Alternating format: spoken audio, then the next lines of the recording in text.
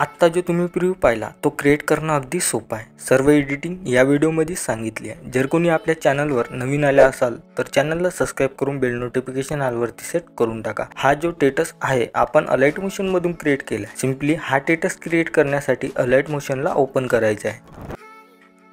अलाइट motion open केल्यानंतर bitmap preset आणि सेकेपिक प्रीसेट दोन्ही प्रीसेट इम्पोर्ट करून घ्यायचे आहे। इम्पोर्ट केल्यानंतर बिटमॅप प्रीसेटला ओपन करायचं आहे। केल्यानंतर बघू शकता काही तुम्हाला अशा प्रकारचा इंटरफेस बघायला मिळून जाणार।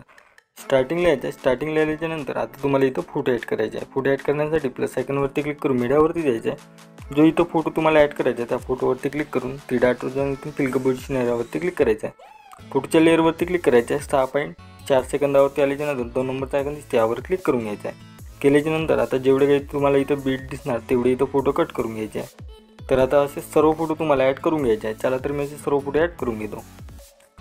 तर बघू शकता आपण इथं सर्व फोटो ॲड केली आहे। तुम्हाला पण काही अशा प्रकारे फोटो ॲड करून घ्यायचे आहे। तर स्टार्टिंगला यायचं, स्टार्टिंगला आल्यानंतर आता जे मी तुम्हाला 2 PNG दिले आहे तर तिथली जे काही पहिली PNG आहे ते PNG इथे ॲड करून घ्यायचे आहे। ते PNG ॲड करण्यासाठी ज्या फोल्डरमध्ये तुमची PNG आहे त्या PNGवरती क्लिक करून घ्यायचे आहे। काही अशा प्रकारची PNG आहे। PNGच्या लेअरवरती क्लिक करून तुम्हाला 6.4 सेकंदावरती यायचं आहे।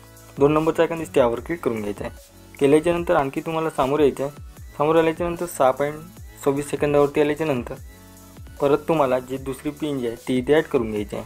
तर बघू शकता काही अशा प्रकारची PNG आहे। PNGच्या लेअरवरती क्लिक करून सगळ्यात लास्टला यायचं आहे।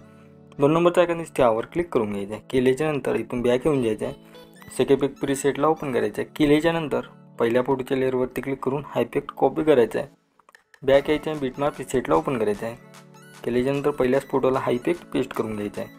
तर बघू शकता हा इफेक्ट आपला इथं लागलेला आहे। बॅक यायचं आहे, सेकेपिक प्रीसेटला ओपन करायचं आहे। 2 नंबरच्या फोटोच्या लेअरवरती क्लिक करून हा इफेक्ट कॉपी करायचा आहे। बॅक यायचं आहे, बिटमॅप प्रीसेटला ओपन करायचं आहे। 2 नंबरच्या फोटोच्या लेअरवरती क्लिक करून हा इफेक्ट पेस्ट करायचा आहे। बॅक यायचं आहे, सेकेपिक प्रीसेटला ओपन करायचं आहे। 3 नंबरच्या फोटोच्या लेअरवरती क्लिक करून हा इफेक्ट कॉपी करायचा आहे। बॅक यायचं आहे, बिटमॅप प्रीसेटला ओपन करायचं आहे। केल्यानंतर 3 नंबरच्या फोटोच्या लेअरवरती क्लिक करून हा इफेक्ट पेस्ट करायचा आहे। बघू शकता हा पण इफेक्ट इथं लागलेला आहे। बॅक यायचं आहे, सेकेपिक प्रीसेटला ओपन करायचं आहे। जो 4 नंबरचा फोटो आहे त्या 4 नंबरच्या फोटोच्या लेअरवरती क्लिक करून हा इफेक्ट कॉपी करायचा आहे। बॅक यायचं आहे, बिटमॅप प्रीसेटला ओपन करायचं आहे। केल्यानंतर आता तुम्हाला पाचव्या जो काही 4 नंबरचा फोटो आहे त्या 4 नंबरच्या फोटोला हा इफेक्ट पेस्ट करून घ्यायचा आहे। तर बघू शकता तर आता हे जे काही फोटो आहे याला इफेक्ट लावायचा नाही। तर इथून बॅक यायचं आहे, सेकेपिक प्रीसेटला ओपन करायचं आहे। केल्यानंतर आता जो काही तो 5वा फोटो आहे त्या 5व्या फोटोच्या लेअरवरती क्लिक करून हा इफेक्ट कॉपी करायचा आहे। बॅक यायचं आहे, बिटमॅप प्रीसेटला ओपन करायचं आहे। केल्यानंतर आता तुम्हाला हा जो काही इफेक्ट आहे लावायचा आहे 7.25 सेकंदावरती आल्यानंतर ह्या फोटोला पेस्ट करून घ्यायचा आहे। केल्यानंतर काही अशा प्रकारे तर आता तुम्हाला 9.18 सेकंदावरती तुम्हाला कोणता लावायचा इफेक्ट